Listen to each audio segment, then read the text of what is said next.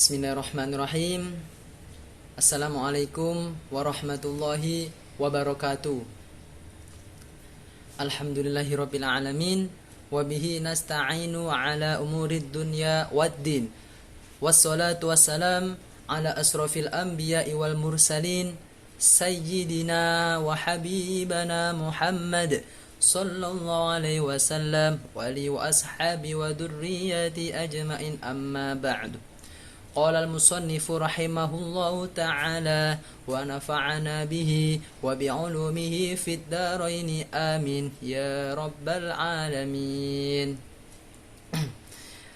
Perkenalkan, nama saya Ahmad Ahnaf. Saya dari Hukum Keluarga Islam, Prodi Hukum Keluarga Islam, kelas HKI 2C. NIM saya 050 301 22096.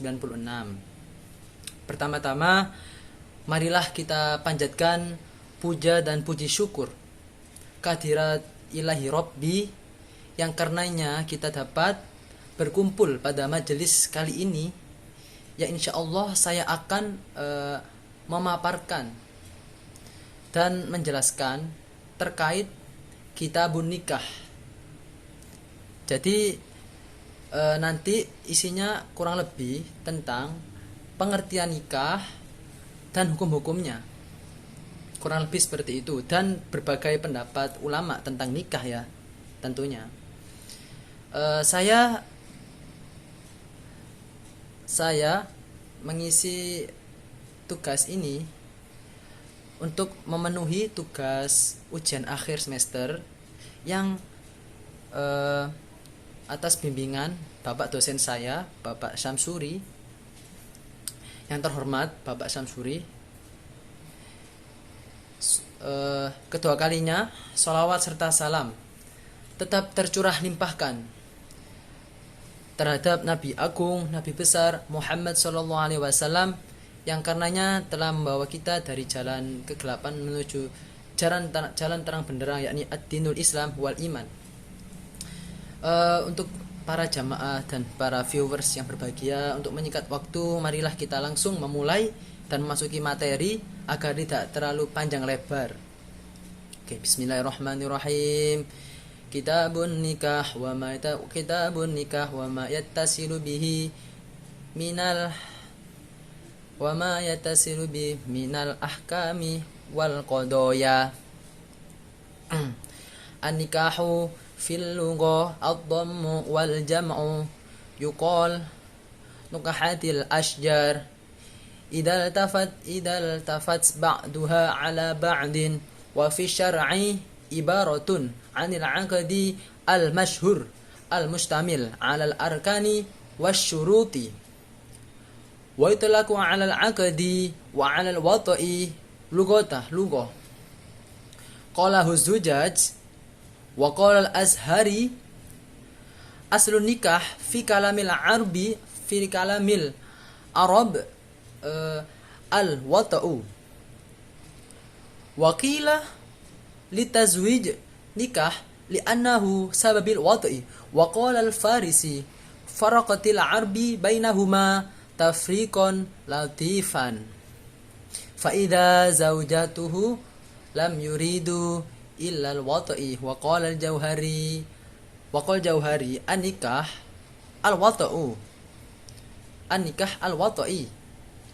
wa qad yakunu al-'aqdu wa ikhtalafa al-fuqaha'u fi annahu haqiqatun fi madha ala aujahu hakaha al-Qadi Husain al-Qadi Husain ahaduha annahu haqiqatun fil wata'i majazi fil 'aqdi wathani annahu haqiqatun fil 'aqdi majazi fil wata'i wa hadha huwa sahih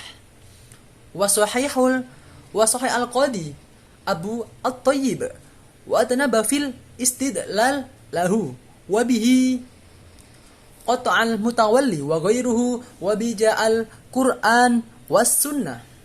Qala Allah Ta'ala fil Qur'anil Karim, a'udzu billahi minasy syaithanir rajim. فانكحوا ما طاب لكم من النساء وغيرها من الآيات وقال عليه الصلاة والسلام أنكحوا الولود وغيره من الأحاديث. والثالث أنه حقيقة فيهما بالاشتراك. وقوله وما يتصل به من الأحكام جمع حكم، والحكم خطاب الله المتعلق بأفعال المكلفين سواء كان طلب فعل كالواجب والمندوب أو طلب كالحرام والمكروه أو كان في تخيير كالإباحة.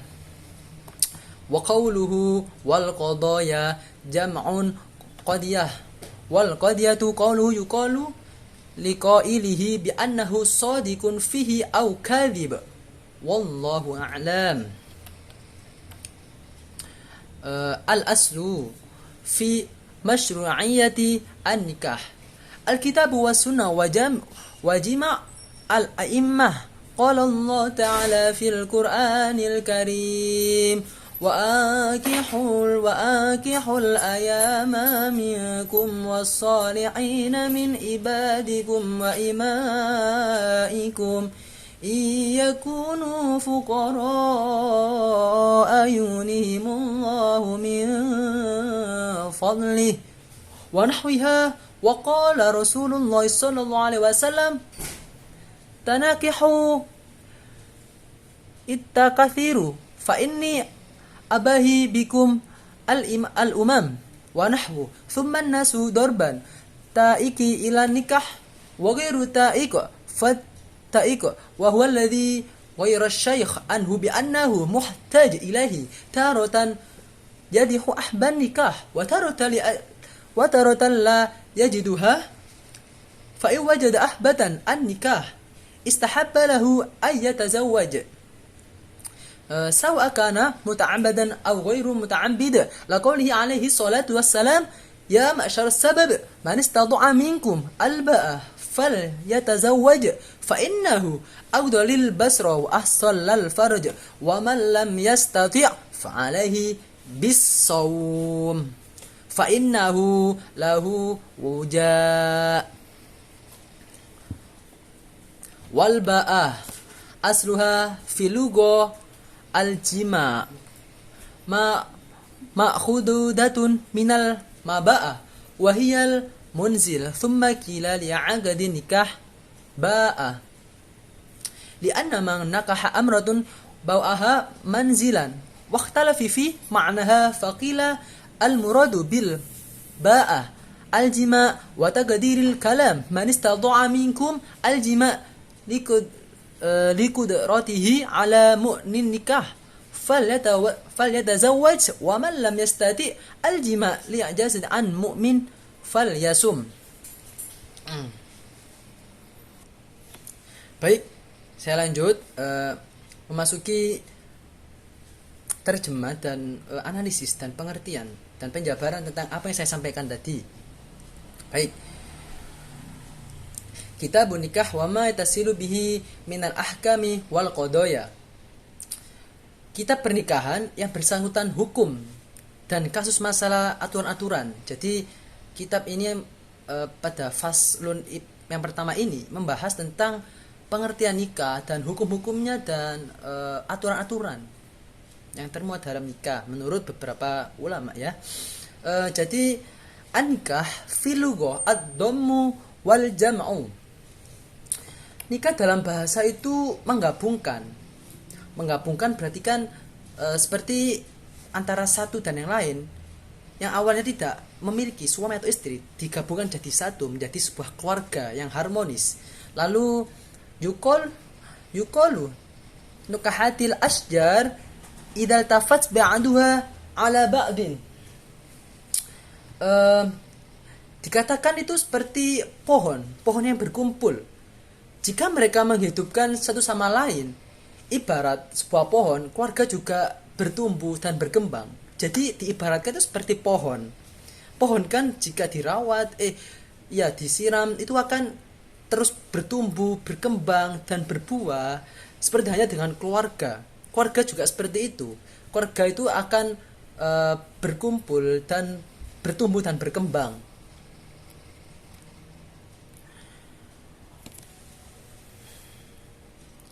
Wa fi syar'i, di dalam syariah atau menurut istilah ya, ibaratun 'anil 'aqdil masyhuri al-mustamil 'alal arkani wasyuruti.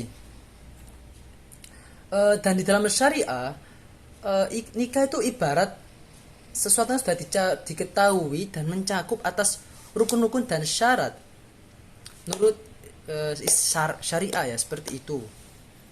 Lalu wa talaku 'alal 'aqdi wal wata'i lugatan qala zujaj. Jadi nikah itu menurut Imam Zujaj itu disebutkan untuk akad.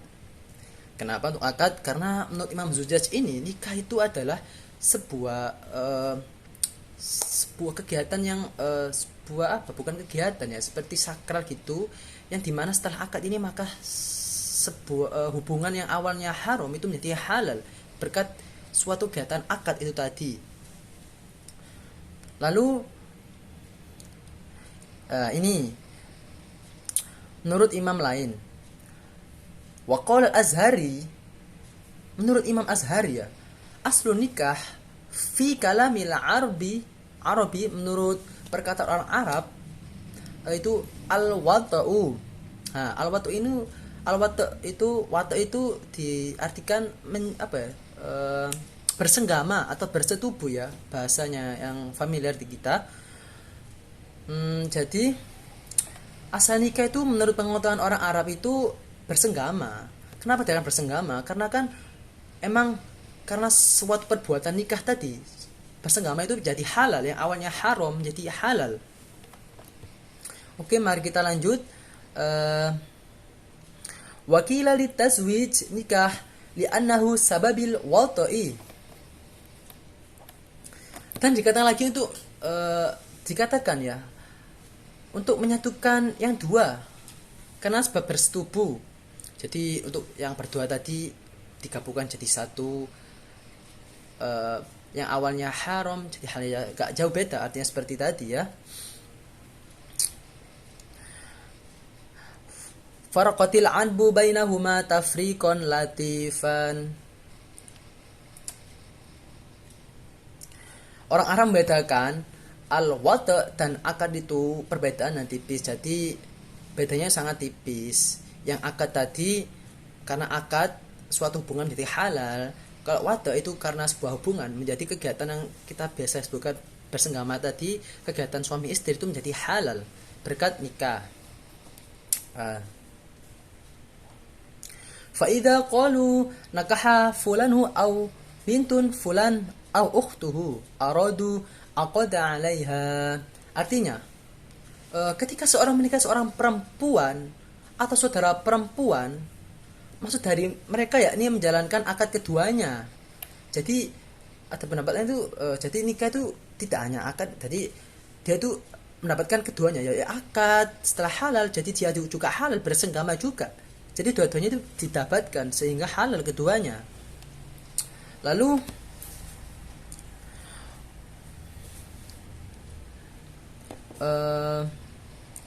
wa idza qalu nakaha imra'atuhu aw zawjatuhu lam yuridu ila al-wata'i. Wa qala al-Jauhari ankah al-wata'i wa qad yakunu al-'aqdu.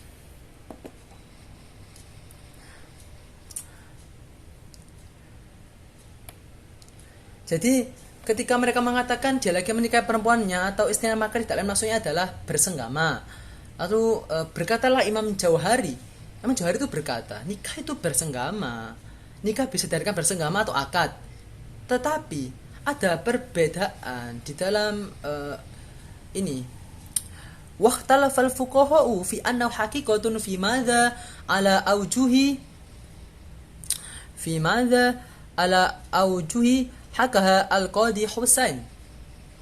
Jadi ada perbedaan pendapat atas yang disampaikan oleh Imam Qadhi Husain. Apa saja perbedaan itu? Yang pertama, ahaduha annahu haqiqatun fil wada'i majazi fil aqdi. Jadi pendapat pertama menurut Imam Qadhi Husain, nikah itu sebenarnya itu bersenggama, namun majasnya ialah akad. Jadi awal nikah itu artinya sebenarnya itu bersenggama, namun dimajaskan itu arti lain itu akad menurut pendapat pertama. Jadi majas itu apa? Majas itu peralihan makna dasar ke makna lainnya karena alasan tertentu atau pelebaran medan makna dari makna dasarnya. Lalu yang kedua, wasani annahu haqiqatun fil aqdi majazi fil wada'i wa hada was-sahih. Pendapat yang kedua ini sahih. Gimana? Nikah itu sebenarnya akad majasnya itu sebenarnya itu nikah itu akad yang pendapat kedua, tapi majasnya bersenggama.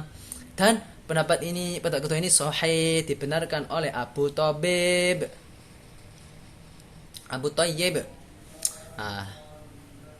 Lalu dijelaskan pada Al-Quran ya, fankihu ma taba lakum minan nisa minal ayat. Lalu ada pendapat yang ketiga menurut Imam Qadhi Husain. Jadi sebenarnya itu kedua pendapat itu sama-sama benar, tidak bisa dipisahkan ya. Annahu haqiqatun fihi ma bil ishtirak. Jadi itu sebenarnya itu dua-duanya itu sama-sama benar, tidak ada perbedaan. Namun mungkin yang sahih itu yang kedua. Jadi sebenarnya itu akad, namun majasnya arti lain itu bersenggama seperti itu.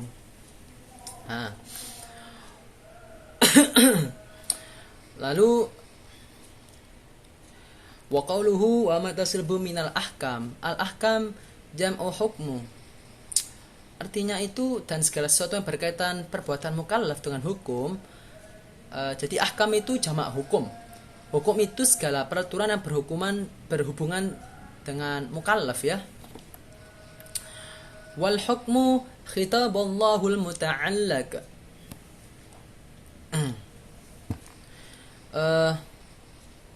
Hukum adalah perintah Allah. Jadi yang berhubungan dengan pekerjaan orang mukallaf, baik itu adanya perintah seperti wajib dan sunnah, atau perintah mencegah seperti haram dan makruh, atau adanya perintah memilih yang dalam arti boleh atau mubah, itu wa qauluhu wal qadaya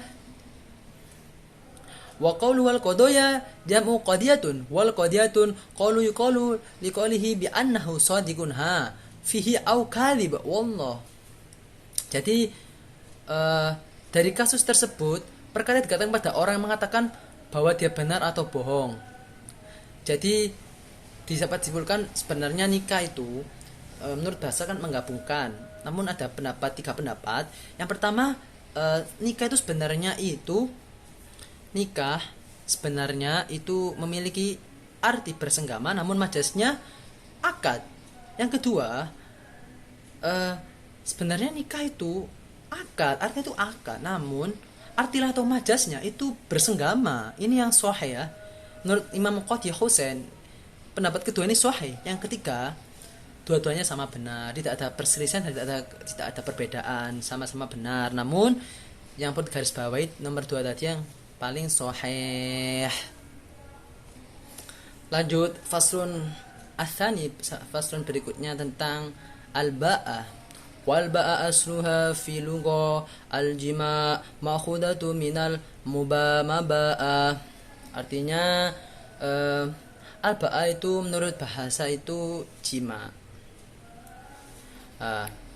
Diambil dari kata al-maba'ah.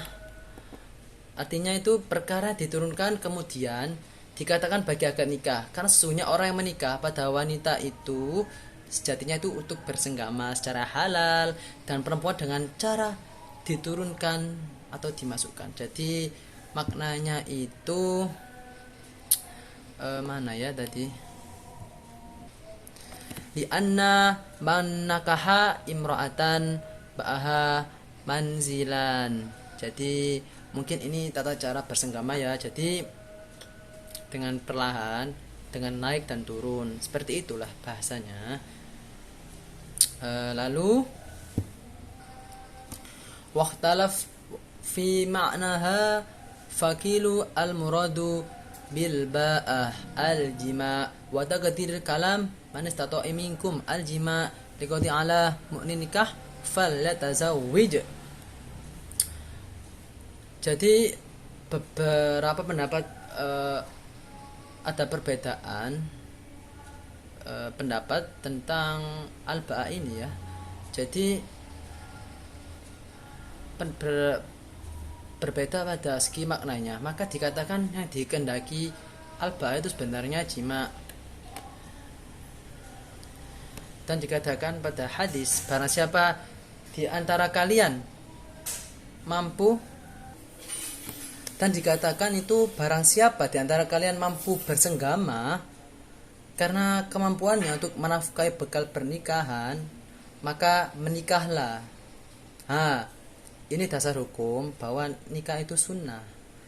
Jadi sunnah ketika seseorang tersebut itu mampu, sudah ada keinginan kuat untuk menikah, karena kemampuannya dia itu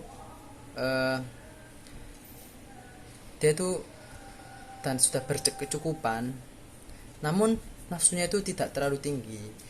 Dalam arti dia itu sebenarnya secara finansial itu sudah siap, namun dia tidak terlalu menggebu-gebu untuk menikah. Itu hukumnya sunnah.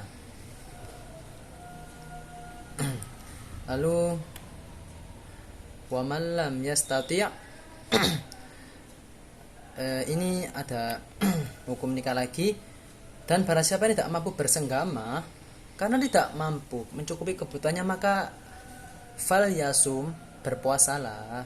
Jadi ada seorang hamba yang seorang ya dia itu secara finansial itu belum siap untuk menikah, tidak memiliki biaya, tapi dia nafsunya sudah tinggi namun tidak ada biaya dan tidak ada kesiapan apapun, itu haram. Lebih baik dia itu falyasu, maka berpuasa. Ini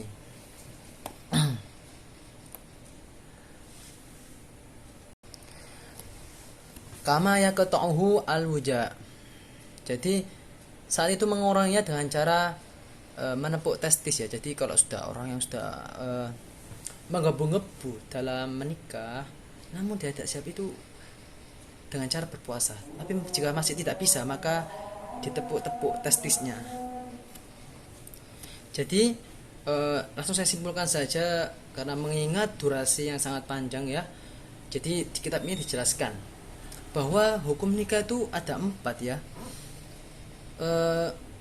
Pertama itu wajib. Seorang yang dikatakan wajib menikah itu ketika orang itu sudah mampu menikah sedangkan nafsunya telah mendesak.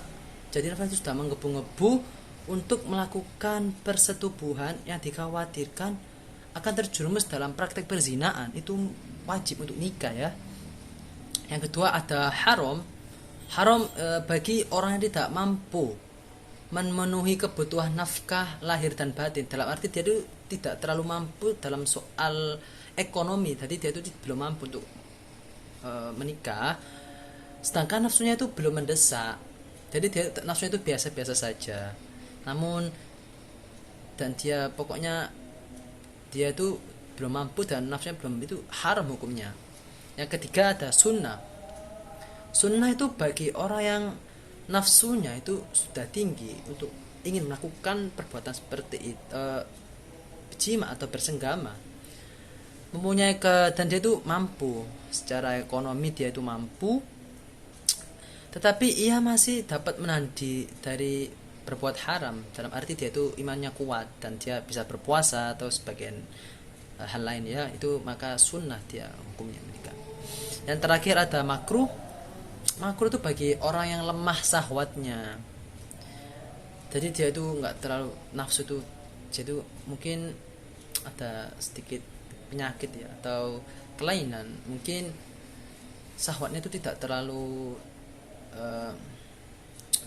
tidak terlalu menggebu, dan dia itu tidak memiliki dana yang cukup, atau secara finansial dia ekonomi itu sangat kurang. Eh,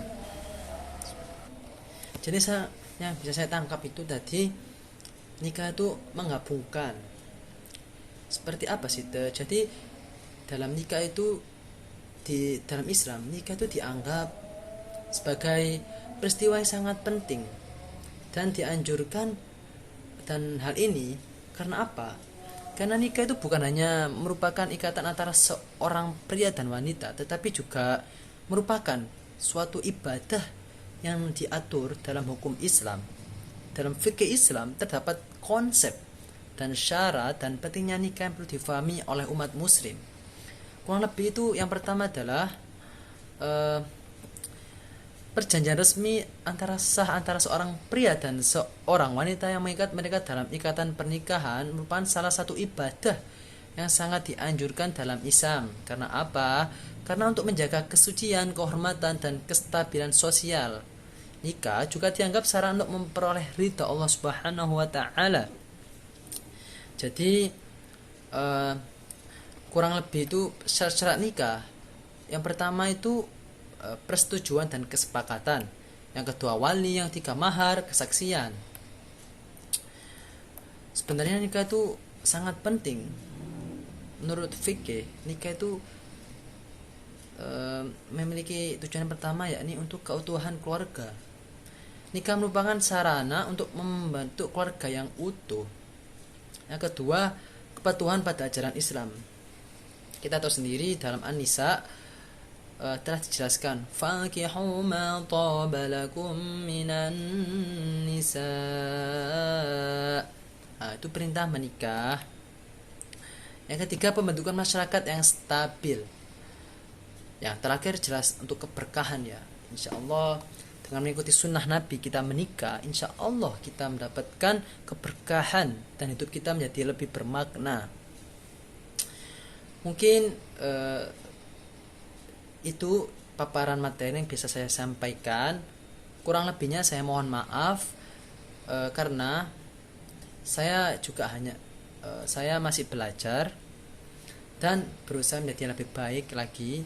Untuk itu kritik dan saran atau apapun itu monggo di komentar. Dan untuk Bapak yang terhormat, Bapak dosen Ustadz Kiai Haji Syamsuri, terima kasih dalam semester ini telah membimbing saya dan memberikan materi pada saya sehingga saya bisa mengampu prodi ini dengan insya Allah lancar dan baik. Mohon maaf saya mewakili seluruh teman sekelas jika ada salah pada Bapak. Saya mohon maaf dan terima kasih. Semoga apapun yang diajarkan oleh Bapak menjadikan ilmu yang berkah dan ilmu yang manfaat. Kurang lebihnya dari saya Ahmad Ahnaf. Wabillahi taufiq wal hidayah wa ridhal inayah.